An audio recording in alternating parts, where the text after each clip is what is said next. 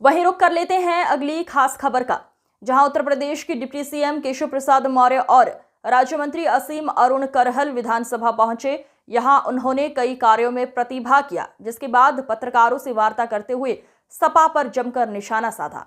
आपको बता दें कि नवंबर माह या दिसंबर माह में उपचुनाव होने की संभावना है। ऐसे में भारतीय जनता पार्टी किसी भी तरीके की कोई कोर कसर नहीं छोड़ना चाहती है।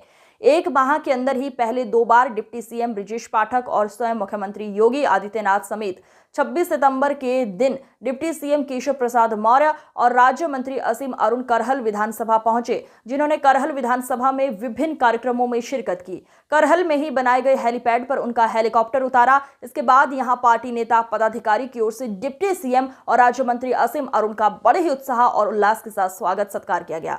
उन्होंने कई कार्यक्रमों में हिस्सा लिया, कई योजनाओं का क्रियान्वयन भी किया। जिसके बाद पत्रकारों से रूबरू हुए। उन्होंने पत्रकारों से बात करते हुए समाजवादी पार्टी पर जमकर हमला बोला। समाजवादी पार्टी पर जमकर हमला बोलते हुए उन्होंने क्या कुछ कहा, आप भी जरा सुनिए। देखिए संवाददाता अर्पित शर्मा की रिपोर्ट। लाख से अधिक चौपालें लग चुकी और यह चौपाल का मतलब है जो आपकी समस्या है, यहाँ जो स्टॉल लगते हैं उन स्टॉलों में जाइए और जा करके जो आपके आवश्यकता का सामान है उसको समझिए और जो सरकारी प्रक्रिया है उसको पूरा करिए।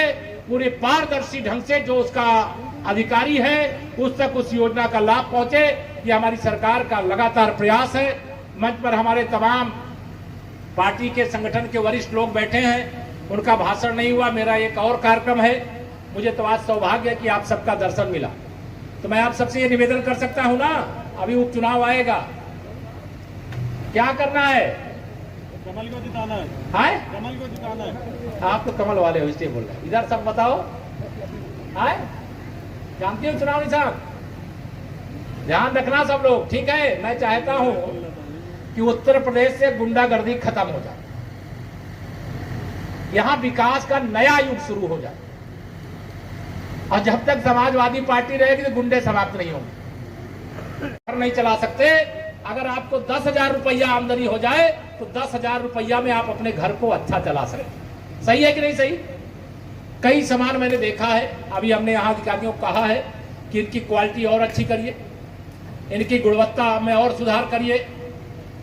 और यह सामान केवल मैनपुरी में ही नहीं, उत्तर प्रदेश में ही नहीं, देश में ही नहीं, हम पोर्टल पे पंजीयन करा करके दुनिया के किसी देश में भी आपके मैनपुरी जनपद में बने हुए समूह के सामान को बेचने का काम करेंगे, आमदनी बढ़ाएंगे। नौजवानों के लिए मैंने विश्वकर्मा योजना बताई और भी तमाम योजनाएं, उस पर मैं वर्णन नहीं करना चाहता। जो हमारे किसान हैं, प्रधानमंत्री किसान सम्मान निधि की 2-2 हजार की 3 किस्त मिलती है कि नहीं मिलती है? अब देखो जैसे मिलती ही नहीं है, अभी बंद हो जाएगी, सब कहेंगे नहीं मिल रही है। और जिनको मिल रही है जरा हाथ उठा के बताओ ना, 2-2 हजार रुपये मोदी दिल्ली से भेजते हैं। अभी उसके अलावा भी प्रधानमंत्री जी ने तमाम अच्छे प्रकार के बीज भी, कृषि विभाग का भी स्टॉल यहाँ लगा है, आप वहां पर भी जाइएगा। जो किसान है 6,000 रुपया साल में बहुत बड़े किसानों के लिए कोई महत्व नहीं रखता होगा, लेकिन जो छोटे किसान है उनके 2,000 की 3 किस्त जब आती है तो उनके खाद और बीज की व्यवस्था हो जाती है। अब सिंचाई के लिए जो ट्यूबवेल आप लगाए थे, पहले बिजली का बिल देना पड़ता था, लेकिन हमारी सब हो गई। अभी थोड़ी से फिर जब से ये लोकसभा का चुनाव कुछ जीत गए हैं, थोड़ी गुंडागर्दी इन लोगों ने फिर बढ़ाना शुरू किया है। लेकिन आप विश्वास रखिएगा, उत्तर प्रदेश में इनकी गुंडागर्दी नहीं चलने दी जाएगी। सबके सुरक्षा की गारंटी दी जाएगी। जो सुरक्षा से खिलवाड़ करेगा, कानून के हिसाब से उसके खिलाफ कठोर कार्रवाई की जाएगी। या विश्वास दिलाते हुए आप सबको, मैं अलग से बात नहीं कर सका, मैं जहां जाता हूं चौपाल में बहुत लोगों से पूछता भी हो कि आप भी कुछ बताइए, लेकिन आज एक कार्यक्रम और है और मुझे उम्मीद है कि अभी बीच बीच में हम लोग आते रहेंगे और आप सबसे मिलते रहेंगे। जो आपकी समस्याएं होंगी उनका समाधान करते रहेंगे, लेकिन आप सबकी समस्याओं के समाधान के लिए यहाँ पर व्यवस्थाएं, उनको देखिएगा, समझिएगा। और जो हमारे ग्राम प्रधानगण हैं, आए हैं ना यहाँ पे, ग्राम प्रधानगण हैं, वो भी अच्छे से काम करेंगे, ऐसी आशा करते हैं। अभी आप सब लोग बैठे